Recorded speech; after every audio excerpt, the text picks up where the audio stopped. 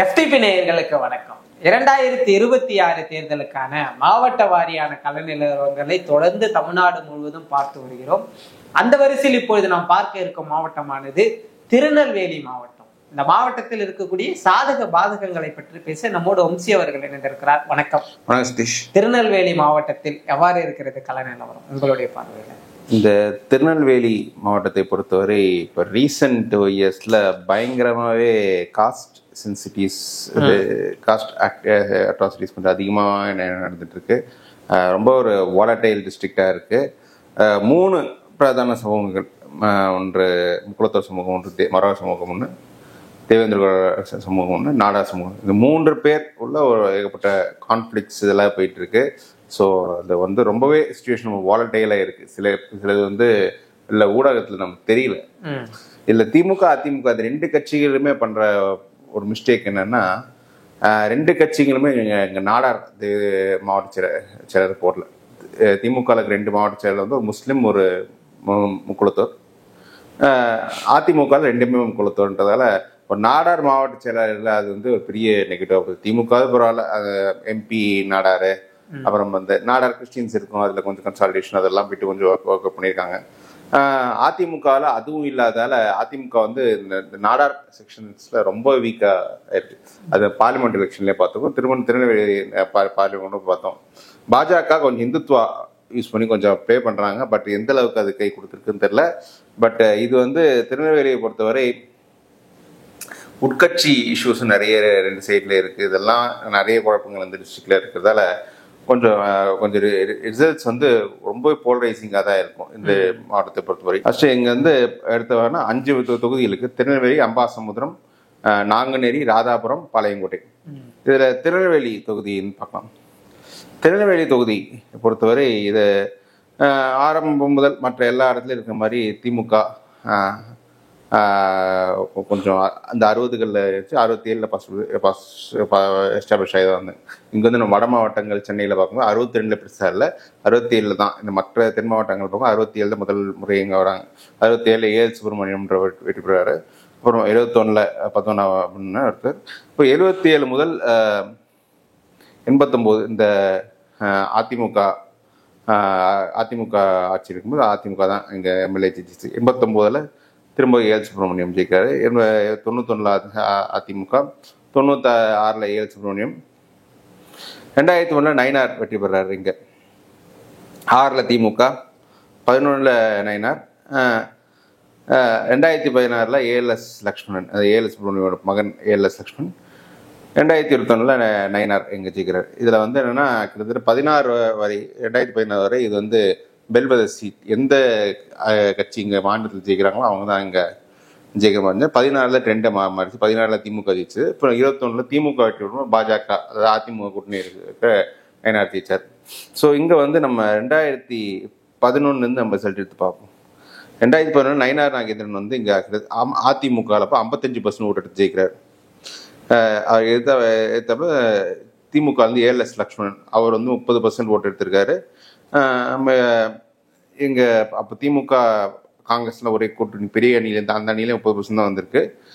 மற்ற வாக்குகளை பாஜக இங்கே 1% எடுத்திருக்கு. 16 என்ன இருக்குன்னா ஏஎல்எஸ் லக்ஷ்மணன் 43% ஓட்டு எடுத்திருக்காரு. நயினார் நாகேந்திரன் கிட்டத்தட்ட 42.8%, ஒரு ஸ்மால் மார்ஜினில் தான், ஒரு 600 ஓட்டில் தோத்துருக்காரு. தேமுதிக 4.5% எடுத்திருக்காங்க. அதாவது 54 ஒரு 4.5% தேமுதிக கான்ட்ரிபியூஷன்ஸு. பாஜக ஒரு 3% அதில் எடுத்துக்கிட்டாங்க. நாம் தமிழ் முதல் தேர்தலில் 1% தான் எடுத்திருக்காங்க. அப்புறம் 2021 என்ன இருக்குன்னா நயினார் இங்கே அதே நயினார் இங்கே 47.2%, அதாவது இந்த பாஜக ஓட்டை 100% டிரான்ஸ்ஃபர் ஆகி இன்னும் கொஞ்சம் ஓட்டை கொஞ்சம் சேர்த்து ஒரு 2% சேர்த்து கரெக்டாக 47.2% எடுத்திருக்காரு. திமுக வாக்கு இழந்திருக்கு, 35.3% இழந்திருக்கு வாக்கு.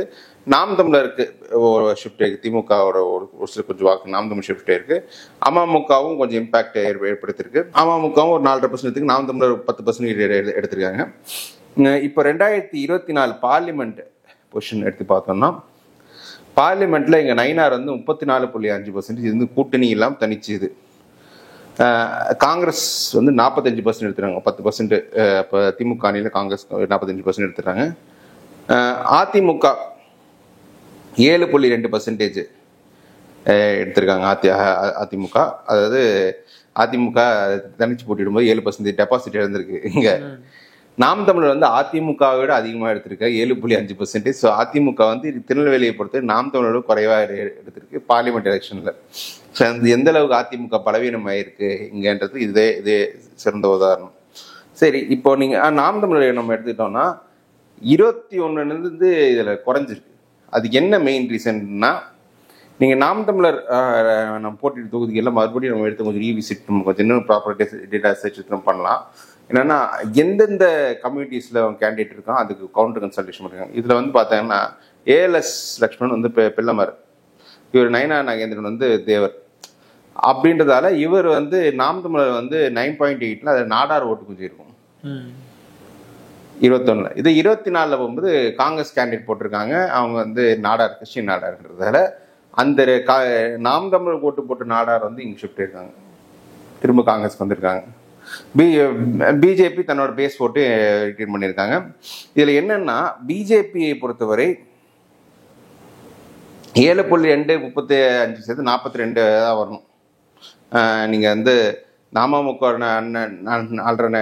தேமுதிக ஓட்டு நம்ம எடுத்துட்டா கூட அது கூட நம்ம சேர்த்துட்டா 7.5 இது 4.5 இதுவே கிட்டத்தட்ட 50% வரணும். ஆனா வந்து நீங்க வந்து பார்லிமெண்ட் பார்த்தா 8% ஓட்டு வெளில போயிருக்கு.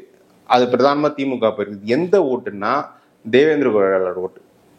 இதுதான். ஏன்னா எனக்கு கிடைச்ச தகவல் என்னன்னா, இந்த திருநெல்வேலி தொகுதி இருக்காங்கன்னா அது கொஞ்சம் பெரிய தொகுதி. திருநெல்வேலி சிட்டியில பார்த்தோன்னா ஒரு பாதி வரும், இன்னொரு பாதி வந்து மானூர் ஒன்றியத்தில் வரும்.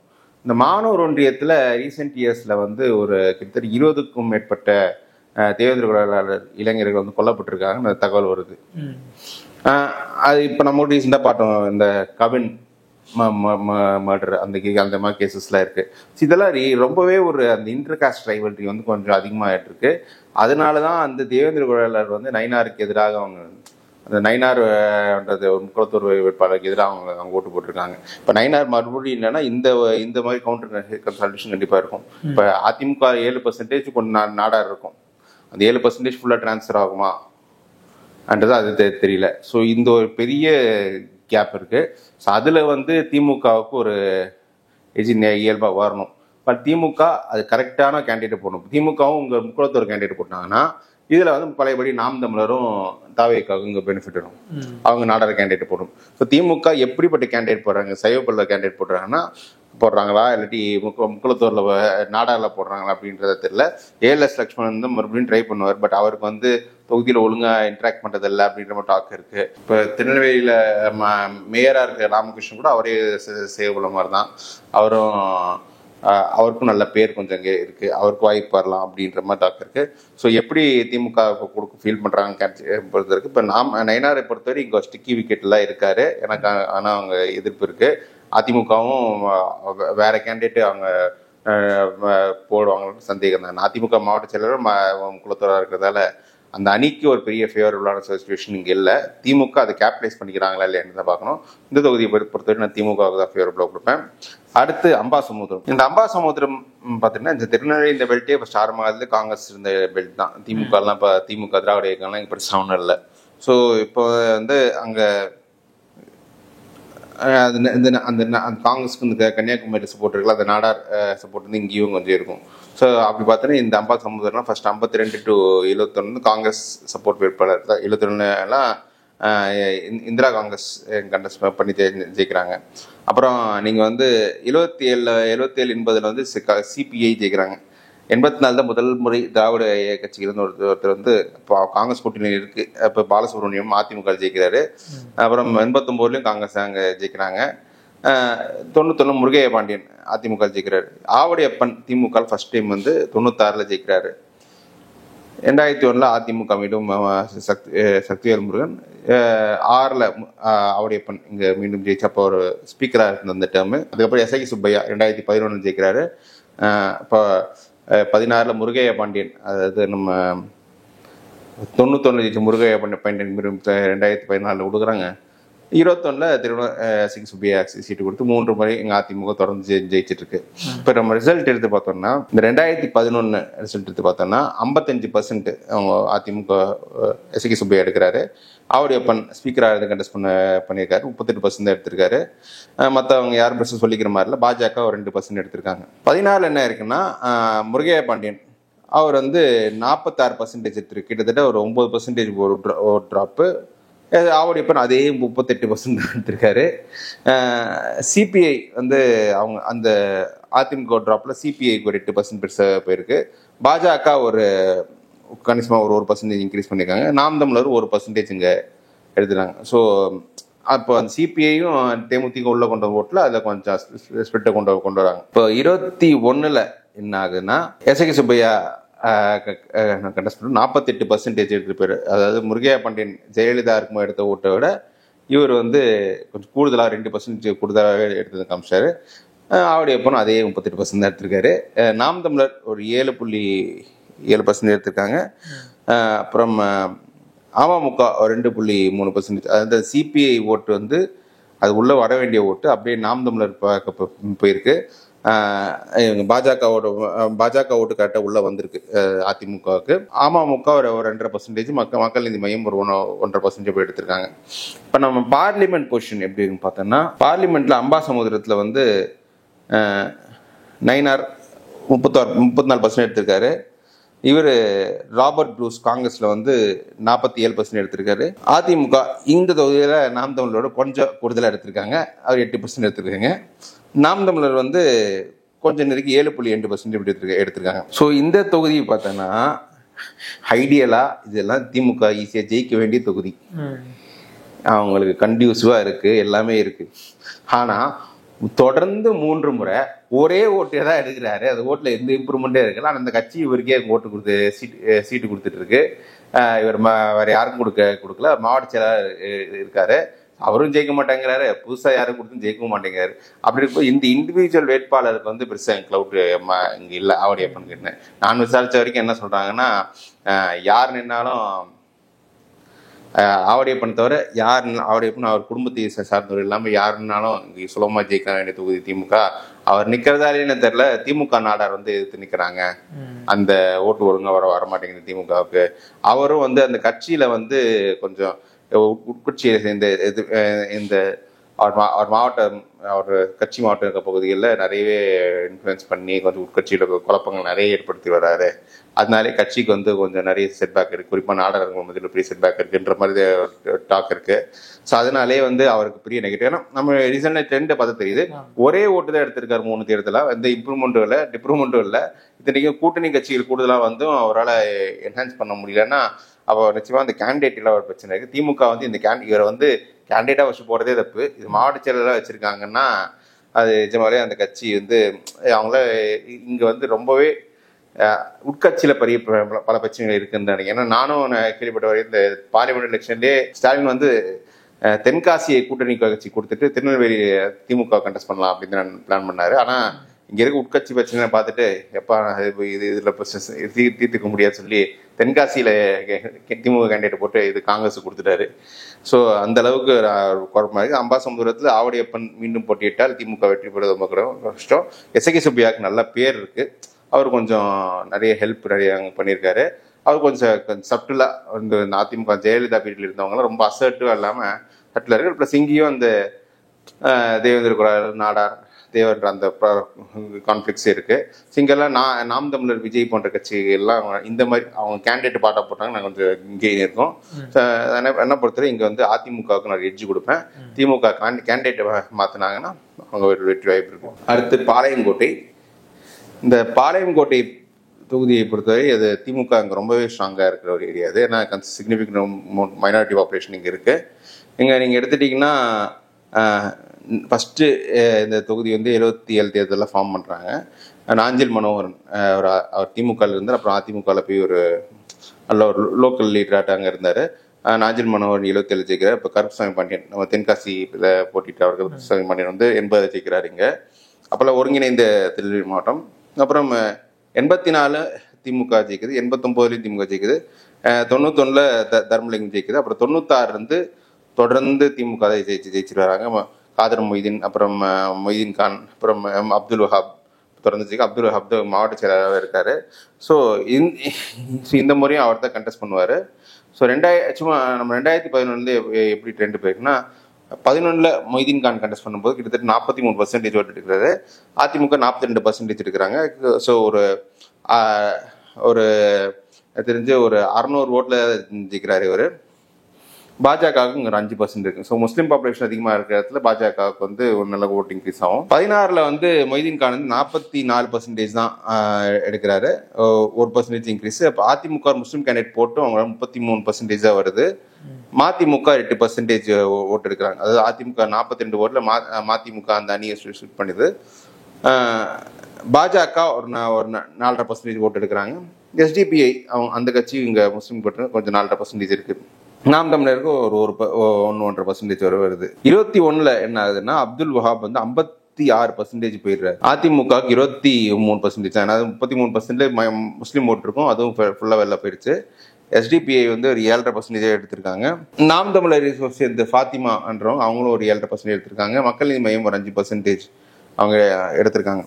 ஸோ இந்த தொகுதியில பார்லிமெண்ட்ல பொசிஷன் அப்படின்னு பார்த்தோம்னா பாளையங்கோட்டை இங்க வந்து காங்கிரஸ் வந்து 58% போயிருக்காங்க, பியூர்லி மைனாரிட்டி கன்சால்டேஷன்.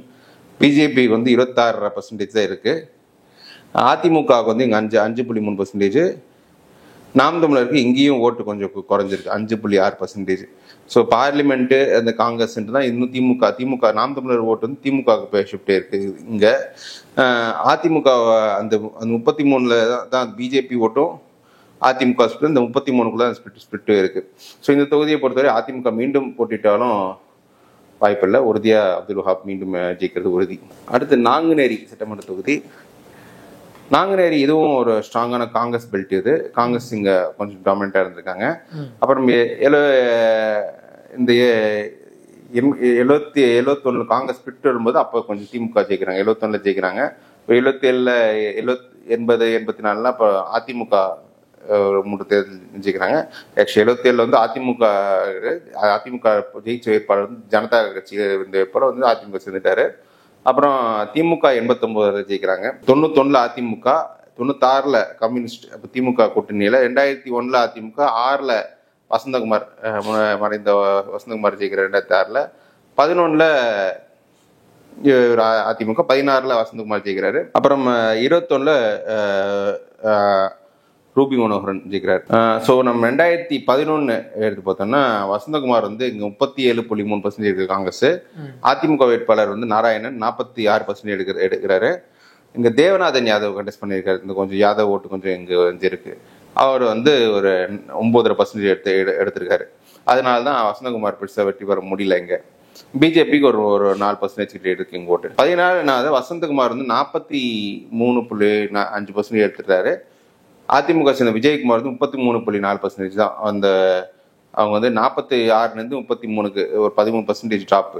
எங்க மெயினா போயிருக்குன்னா ஃபார்வர்ட் பிளாக்ல வந்து ஒரு 8% ஓட்டு ஸ்பிட் பண்றாங்க. அது அதிமுக ஓட்டு தான் கொஞ்சம் ஸ்பிட் ஆயிருக்கு. தேமுதிக ஒரு 5.5% ஓட்டு எடுத்திருக்கு. பாஜக ஓட்டும் அதே 3% வெயிட் பண்ணிருக்காங்க. நாம் தமிழர் 1% ஓட்டு எடுத்திருக்காங்க. 21 என்ன ஆச்சுன்னா ரூபி மனோகரன் வந்து 40% ஓட்டு எடுத்திருக்காரு. அதிமுக வந்து ஞானராஜா வந்து 31% எடுத்திருக்காரு. அமமுக நல்ல இங்க பரமசிவம் அவர் நல்ல ஒரு 16% அமமுக எடுத்திருக்காரு.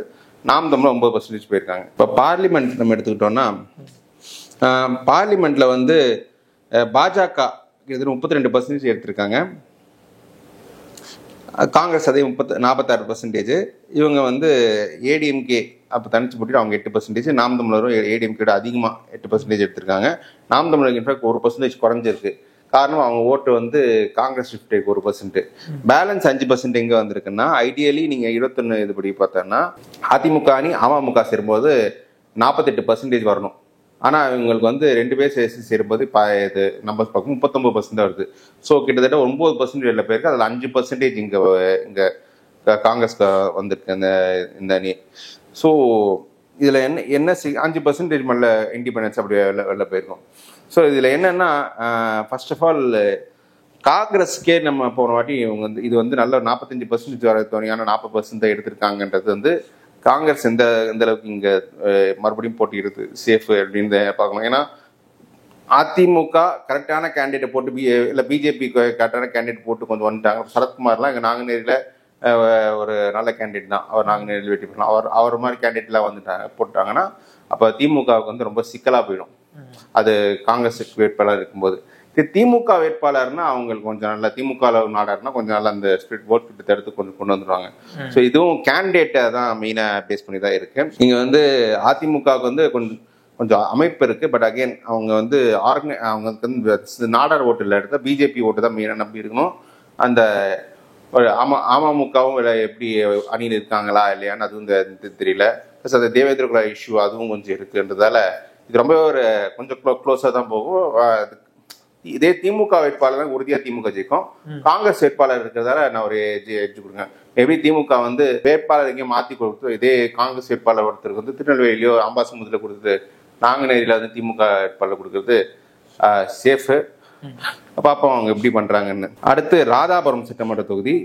ராதாபுரம் வந்து சபாநாயகர் அப்பாவோட தொகுதி. இங்க வந்து எடுத்துக்கிட்டோம்னா இங்கேயும் அதே ட்ரெடிஷனல் காங்கிரஸ் பெல்ட் தான். 71 திமுக ஜெயிக்கிறாங்க, 77 அதிமுக முதல் முறை ஜெயிக்கிறாங்க. அப்புறம் 80, 84 குமரன் இனந்தன் வச்சிருந்த காந்தி காமராஜ் நேஷனல் காங்கிரஸ் ஜெயிக்கிறாங்க. அப்புறம் 89, 91 காங்கிரஸ், 96 முதல் 2011 வரை அப்பாவு 3 முறை இங்க வெற்றி பெற்றிருக்காரு. 11 மைக்கேல் ராயப்பன் தேமுதிக அவர் இங்க ஜெயிக்கிறாரு. இவர் 16 வந்து ஒரு சின்ன ஓட்டு 49 ஓட்டு வித்தியாசத்துல அப்பாவு வீழ்த்தி 80 இன்னைக்கு ராஜ்யசபா பேர் இருக்காருல அவர் ஜெயிச்சிருக்காரு. அப்புறம் 21 அப்பாவை ஜெயிச்சிருக்காரு. இப்போ வந்து 2011 எடுத்துட்டோம்னா மைக்கேல் ராயப்பன் வந்து 48% இருக்காரு இங்க எடுத்திருக்காரு. இங்க அப்பாவு போட்டியில் 33% காங்கிரஸ் வேட்பாளருக்கு கிடைச்சிருக்கு. பாஜகவுக்கு ஒரு 3.8% எடுத்துருக்கு. விஜயகுமார் வேட்பாளருக்கு 4.5% கிடைச்சிருக்கு. 16 நான் சொன்ன மாதிரி இன்பதுரை வந்து ஒரு கிட்டத்தட்ட ஒரு 49 ஓட்டு வித்தியாசத்தில் ஜெயித்திருக்காரு. அவர் 41% எடுத்திருக்காரு. அப்பாவும் அதே ரேஞ்சு எடுத்திருக்காரு. பாஜக வந்து இங்க ஒரு 6.5% எடுத்திருக்காங்க. ஸோ காங்கிரஸ் போட்டியிடும் போது இங்க வெறும் 33% எடுத்திருக்காங்க. திமுக வரும்போது ஒரு 8% ஜம்ப் இங்க சுற்றி. அப்பாவுக்கும் இண்டிவிஜுவலா அங்கே கிளவுட் இருக்கு. தேமுதிக ஒரு 5% ஓட்டு இருக்கு. அதுதான் நீங்க 2011 பார்த்தா தேமுதிக கொஞ்சம் ஓட் ஸ்பிளிட் ஆயிருக்கு. மைக்கேல் ராயப்பன் இப்போ வந்து அதிமுக இருக்காரு இவரு. அப்புறம் பாஜகவுக்கும் இங்க ஒரு 6.5% ஓட்டு, அவங்க கொஞ்சம் ஹிந்துத்வா பிளாங்க்ல கொஞ்சம் வளர்ந்துருக்காங்க. ஸோ இந்த 6 40 ஒன்றும் சேரும்போது ஐடியலி அவங்களுக்கு வந்து 47 வந்திருக்கும். எவ்வளோ வந்திருக்குன்னா அவங்க 40 தான் வந்திருக்கணும். அப்படின்னா பிஜேபி ஓட்டு டிரான்ஸ்ஃபர் ஆகல. அந்த பிஜேபி ஓட்டு வந்து பிஜேபி ஓட்டு உள்ள வந்தாலே என்னன்னு தெரியல. நாம் தமிழர் கொஞ்சம் கிறிஸ்டின் ஓட்டு கொஞ்சம் நல்லாவே கன்சாலிடேட் ஆயிடுச்சு. அவங்க 10% எடுத்துக்கு. தேமுதிக ஒரு 1.5% வந்திருக்கு. ஸோ தேமுதிக ஒன்றும் பிரச்சனை இல்லை. நாம் தமிழர் இங்கே 10% 21 எடுத்திருக்காங்க. திமுக கொஞ்சம் ஓட்டு ஒரு 44% 3% இன்க்ரீஸ் பண்ணிட்டாங்க. இன்பதுரை அவரும் அதே பேஸ் ஓட்டே நின்றுட்டார். பிஜேபி கூட்டணி வந்தோம். இங்க வந்து பார்லிமெண்ட் பொசிஷன் எடுத்துட்டோம்னா ராதாபுரத்துல நயினார் இங்கேயும் 32% எடுத்திருக்காரு. காங்கிரஸ்க்கு இங்க 45% ஆக்கிட்டு அப்பாவை எடுத்த ஓட்டு இங்க எடுத்திருக்கு. அதிமுகவுக்கு வந்து இங்க 10%. நாம் தமிழர் கொஞ்சம் குறைஞ்சிருக்கு, இங்கேயும் குறைஞ்சிருக்கு நாம் தமிழர். ஏன்னா அப்போ காங்கிரஸ்ன்றதால கொஞ்சம் இது இருக்கு. அதிமுக தனிச்சின்ன தான் கொஞ்சம் இருக்கு. ஸோ அதிமுகவும் சேரும்போது 42 வருது. இதுல என்னன்னா இங்கே இதுல அதே ஆவடியப்பன் வந்து ஒரு சில கன்ஃபியூஷன்ஸ், அவர் தான் எங்க மாவட்ட செயலாளருக்கு கொஞ்சம் கன்ஃபியூஷன்ஸ் ஏற்படுத்திட்டு இருக்காரு. ஒன்றிய செயலாளர் சில மீனவரெல்லாம் போட்டிருக்காரு அப்படின்னு தகவல் இருக்கு. ஆனா இண்டிவிஜுவல் அப்பாவு வந்து பல திட்டங்கள் அந்த மாவட்டத்தை செயல்படுத்திருக்காரு அந்த பேர் இருக்கு. ஸோ டைட் கான்டெஸ்ட் இருந்தாலும் அப்பாவுக்கு ஒரு சின்ன எட்ஜ் நான் இங்க கொடுத்துருவேன். ஸோ என்ன பார்வை வந்து இந்த என்னதான் உள்ளுக்குள்ள இஷ்யூஸ்னா அப்பாவை ஓரளவு ஆர்கனைஸ் பண்ணி கொண்டு வந்துடுவாங்க. கனிமொழி அவங்க கேம்பெயினிங்ல இருக்கு. பிளஸ் இங்க அதிமுக வந்து யாருக்கு சீட்டு கொடுப்பாங்கன்றது. மைக்கேல் ராயப்பன் அவைலபிளா இருக்காரு. அவர் கொடுக்குறாங்களா இல்லை பிஜேபியே எடுத்து கொடுக்குறாங்களா அப்படின்னு தெரியல. அது ஒரு இஷ்யூ இருக்கு. ஸோ பார்க்கணும். இந்த தொகுதி வந்து கொஞ்சம் இன்ட்ரெஸ்டிங்காக தான் இருக்கும். திருநெல்வேலி மாவட்டத்தில் இருக்கக்கூடிய 5 சட்டமன்ற தொகுதிகளுடைய நிலவரங்களை சொன்னீங்க. அந்த 5 சட்டமன்ற தொகுதிகள் திருநெல்வேலி, அம்பாசமுத்திரம், பாளையங்கோட்டை, நாங்குநேரி, ராதாபுரம். இந்த 5 சட்டமன்ற தொகுதிகளில் திருநெல்வேலி வந்து திமுக வெற்றி பெறக்கூடிய தொகுதியாகவும், அம்பாசமுத்திரம் அதிமுக வெற்றி பெறக்கூடிய தொகுதியாகவும், பாலங்கோட்டை வந்து திமுக வெற்றி பெறக்கூடிய தொகுதியாகவும், நாங்குநேரி மட்டும் வேட்பாளரை பொறுத்துதான் இருந்தாலும் திமுகவுக்கு ஒரு எஜ்ஜி கொடுத்திருக்கீங்க. ராதாபுரம் திமுக வெற்றி பெறக்கூடிய தொகுதியாகவும் சொல்லியிருக்கீங்க. திருநெல்வேலி மாவட்டத்தில் இருக்கக்கூடிய கள நிலவரங்களை தெளிவாக சொன்னீங்க. நம்ம மேலும் ஒரு மாவட்டத்தில் சந்திக்கலாம்.